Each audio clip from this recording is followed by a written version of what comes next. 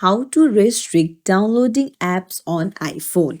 Hey everyone, welcome back to the channel. If you are new here, don't forget to hit the subscribe button and turn on the notification bell to not miss any updates.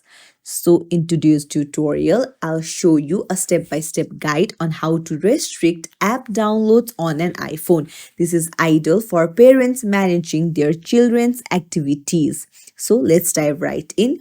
You'll need to open up the settings and then you'll need to scroll down and tap on screen time. So now, once you're in screen time, scroll down and tap on content and privacy restrictions. And then once you toggle it on, you'll be able to see various options.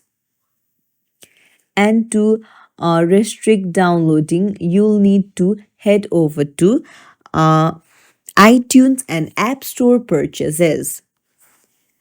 So here you'll see various options like installing apps, deleting apps, and in-app purchases. So tap on installing apps and then tap on don't allow.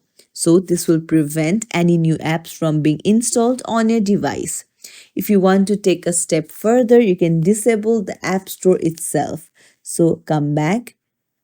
Now you can go to apps and then just tap on don't allow.